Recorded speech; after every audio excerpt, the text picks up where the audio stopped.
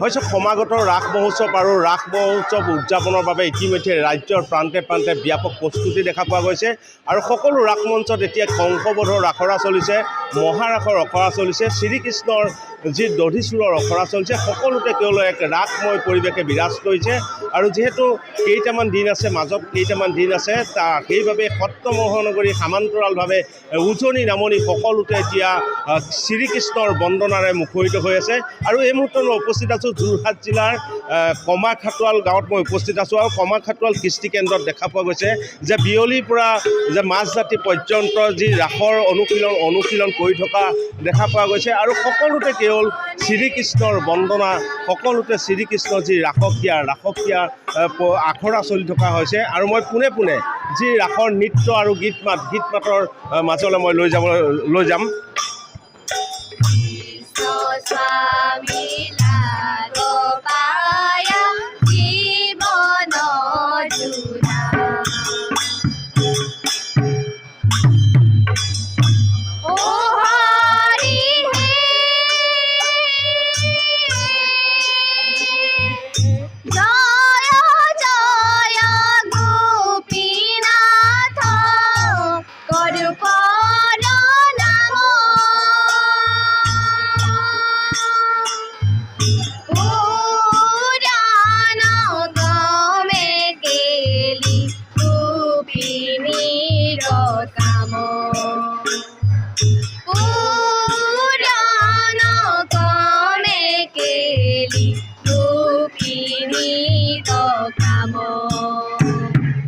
এয়া মহাৰাসৰ আখৰা আৰু যি কমাখাটুৱালত এইবাৰ ৬৬তম যি ৰাস মহোৎসৱ আয়োজন কৰিছে আৰু এই ৰাজ্যৰ বিভিন্ন প্ৰান্তৰ লগতে দেখা পোৱা গৈছে যে কমাখাটুৱাল গাঁওবাসী সকলোৱে আচলতে এই ৰাস উদযাপনৰ বাবে চবে প্ৰস্তুতি চলাইছে। সকলো লোক ওলাই আহিছে, আখৰাস্থলীত সকলো ব্যস্ততা দেখা পোৱা গৈছে।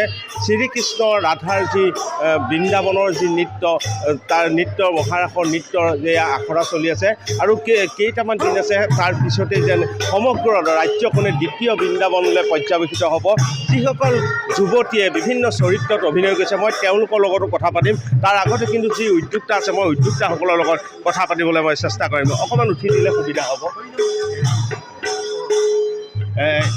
এইবাৰ কেনেকুৱা প্ৰস্তুতি, কেনেকুৱা কিমানতম চলিছে এইবাৰ প্ৰস্তুতি? মানে আজি আমাৰ মানৰ পৰা আমাৰ গাঁৱত প্ৰস্তুতি বিৰাট ধৰণে চলিছে, উখল মাখল এটা পৰিৱেশ। যদি আজি এমাহ ধৰি কমাখাটুৱাল গাঁৱত সকলো যুৱক যুৱতী গাঁৱৰ ইমূৰৰ পৰা সিমূৰলৈ যিমানবিলাক ডেকা গাভৰু আছে সকলোবিলাকে ৰাস উৎসৱৰ লগত জড়িত। আৰু আমাৰ যেনেকৈ এনেকুৱা এটা ৰাস উৎসৱত যিটো জাতীয় উৎসৱ বিহুটো তেনেকৈ আমাৰ যিবিলাক আঁতৰত থকা চাকৰিয়াল ইয়ালৈ নাহে ছুটীত, কিন্তু কমাখাটুৱাল গাঁৱৰ ৰাস বুলি ক'লে চাকৰিয়ালসকলো আমাৰ এই ৰাস উৎসৱত জড়িত হৈ ছুটীত লৈ আহে। কিমানতম উদযাপন এইবাৰ? এইবাৰ আমাৰ ৬৭তম উদযাপন। হয়, ধন্যবাদ জনাইছোঁ। এয়া যিহেতু ৰাসৰ সময় আৰু শৰতৰ পূৰ্ণিমা, যি শ্ৰীকৃষ্ণৰ বৃন্দাবনত যি গোপীৰ লগত যি নৃত্য, সেই নৃত্য সকলোবোৰ উপস্থাপন কৰিবলৈ যে ৰাস যি উদ্যোক্তাই সকলো ধৰণৰ প্ৰচেষ্টা চলাইছে। আৰু মই সম্ভৱ হ'লে মই ৰাধাৰ চৰিত্ৰত অভিনয় কৰা প্ৰশ্ন কৰিম যে এইবাৰ কি লৈছা? দৈৱকী। ৰাধাৰ যদি এভাগী সংলাপ শুনিব খোজোঁ।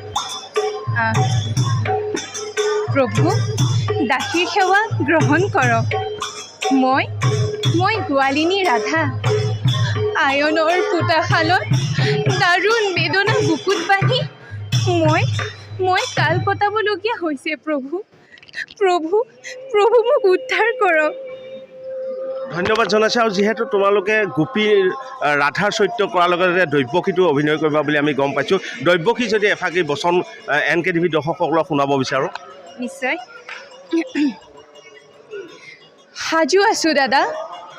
বীৰৰ দুহিতা মই, বীৰৰ বল্লভা, মৃত্যুঞ্জয় হোৱা যদি দৈৱকীৰ প্ৰাণৰ বিনিময়ে, হে দৈৱকীয়ে হাঁহি ল'ব মৃত্যুক আদৰি।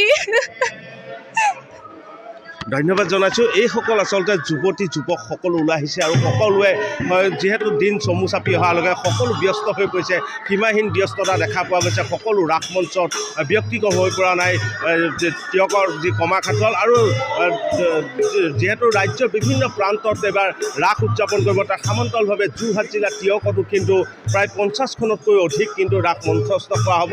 আৰু কেমেৰা সহযোগে সামগ্ৰিক দৃশ্যাংশ দৰ্শকসকলক দেখাই আছে। এনেধৰণে আচলতে গোপীসকল শ্ৰীকৃষ্ণৰ যি আৰু গোপী বৃন্দাবনৰ যি নৃত্য, সেই নৃত্যত এতিয়া আখৰা চলি আছে আৰু সকলোৱে আচলতে প্ৰস্তুত হৈ উঠিছে, নিজকে আচলতে পৰিপক্ক কৰি তুলিছে। তেওঁলোকে যি চৰিত্ৰত অভিনয় কৰিব তেওঁ যাতে সেই চৰিত্ৰ নিখুঁতভাৱে উপস্থাপন কৰিব পৰা হয়। সকলোৱে এই মুহূৰ্তত সকলো পৰিৱেশে যে শৰতৰ পূৰ্ণিমাত যি ৰাস উদযাপন হ'ব তাৰ বাবে যেন সকলো ব্যাকুল হৈ আছে এই মুহূৰ্তত। আৰু আমি দেখুৱালোঁ যে যোৰহাট জিলাৰ তিয়কৰ কমাখাটুৱালৰ ৰাসৰ পৰিৱেশ এই মুহূৰ্তত NKTV দৰ্শকসকলক দেখুৱাবলৈ